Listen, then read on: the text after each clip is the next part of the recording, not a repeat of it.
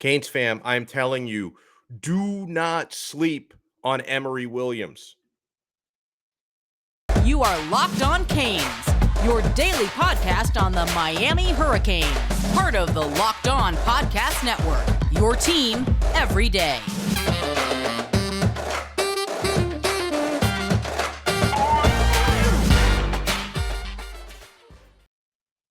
I am Alex Donno, your host, and thank you so much for making Locked On Canes your first listen of the day. We're available free wherever you get your podcasts and available free on YouTube. We talked a little Elite 11 earlier this week. Let's talk to a man who was covering the Elite 11 finals. And the Miami Hurricanes were in the unique situation of having two 2023 commits competing at the Elite 11 finals. John Garcia Jr. from Sports Illustrated, he's the director of football recruiting from SI, joins us. John, how are you? Doing well, Alex. Good to be on with you from the other side of the country. Yeah, man. And I got to tell you, your Elite 11 recap and rankings with Sports Illustrated, excellent. And the pleasant surprise that I got as I went through the Sports Illustrated rankings of the overall performers in the 3 days of Elite 11 finals, I don't think a whole lot of Canes fans were expecting Emory Williams to be a top 3 performer. Because again, Emory Williams was someone who got discovered late, just a 3-star. So a lot of people were sleeping on him. And a lot of Miami fans, of course, were a lot more excited for Jaden Rashada's commitment than Emory Williams. So what was it, John Garcia, that stood out about Emory Williams and why he performed well enough to be top 3? Well, the first thing is his frame. You know, you see kids listed at great sizes, and you kind of question it in this day and age. But you pull up and you see Emory's every bit of 6'4", 205, 210 pounds or so. So a great frame to work with. And then you immediately notice the athleticism, despite being a bigger quarterback compared to some of these others out here in LA.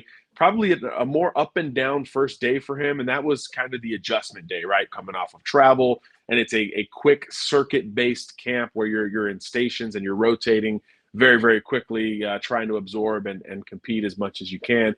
And then some kids just settle down after that first night. And that's what we saw from Emory. The second day was the pro day script where you're basically going through the same 20 throws that everybody else goes through. So for us as evaluators, it's such a more, one-to-one evaluation scenario. We chart every single throw of the pro day. That adds up very, very quickly. But we put a scoring system next to it: 3, 2, 1, 3 for perfect throws, 1 for off target, and 2 kind of in between, as it would suggest. And Emory Williams held his own during that pro day. He got hot at one point. I think before the last couple of rounds, he had the longest hot streak of threes in a row. I believe he completed 5 or 6 in a row, so he can get into a rhythm.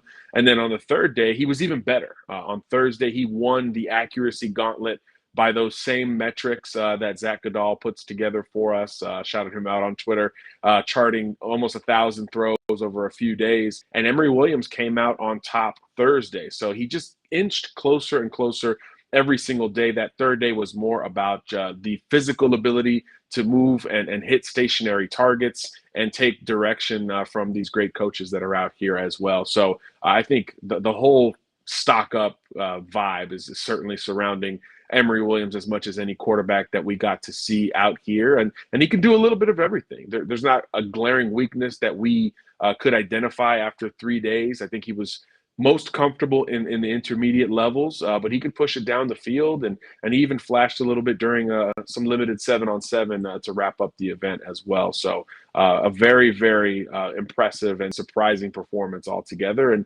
it makes a lot of people wonder, are other schools going to call more now for Emory? How does this play going forward? But of course, he says that he's not taking other visits. He's throwing up the U out there. He really couldn't get enough of being representative of the Canes while out here in LA. So I think that says a lot about him and kind of how he's settled in his recruitment. That is great to hear. Great buzz for Miami quarterback commit Emory Williams. We'll talk about Jaden Rashada right after we talk about Built Bar. From the people who invented healthy and tasty comes the latest gift to your taste buds. You've probably tried the amazing coconut brownie chunk Built Bar. I don't know why I have trouble saying that, but guess what? Your friends at Built have given Coconut Brownie Chunk the Puffs treatment. Yes, I love Puffs. The Coconut Brownie Chunk Built Bar flavor you love in a delicious chewy marshmallow covered in 100% real chocolate. It's like a fluffy cloud of coconut brownie goodness.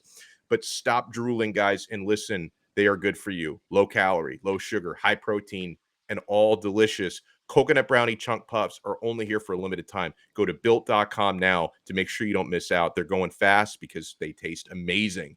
All Built Bars are made with collagen protein, which your body absorbs more efficiently and provides tons of health benefits. Eat something that tastes good and is good for you. And the best part about Built Puffs is, of course, they taste amazing, but you can enjoy them guilt-free because they're actually good for you guys. They are the perfect treat, perfect when you've got a craving, you need to satisfy your sweet tooth, or if you need a quick, healthy snack, they are an excellent source of protein. Delicious coconut, rich, sweet brownie, creamy marshmallow.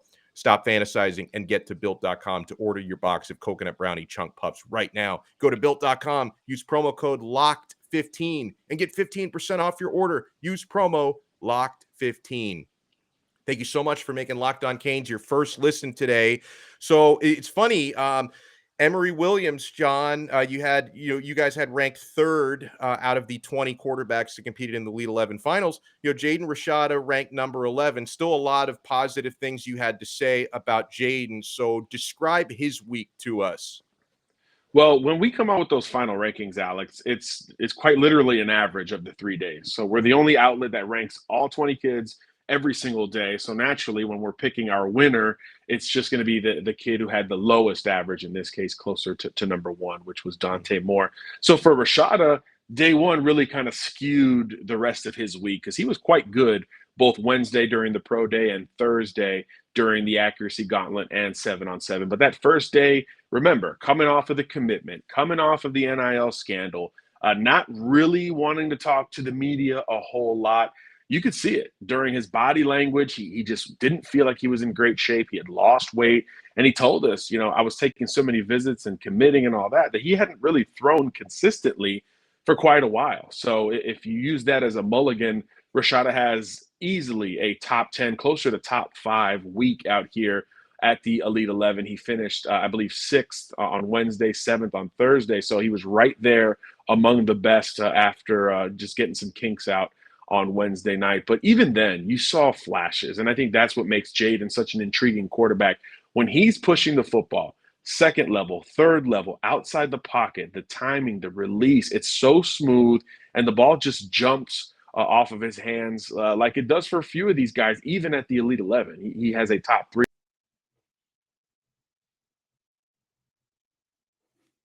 Different compared to a lot of guys. And I think that's why there's so much excitement around his game. And talking to him, Alex, there's this sense now of the calm is coming. He said, hey, I'm going to go take a vacation after this. And he's totally going to reset. And I think he's going to gear up for a huge senior season up at Pittsburgh High School in California. Because when he started clicking it, it looked about as pretty as it gets out here. And I think that's what's fascinating about these two quarterbacks, right?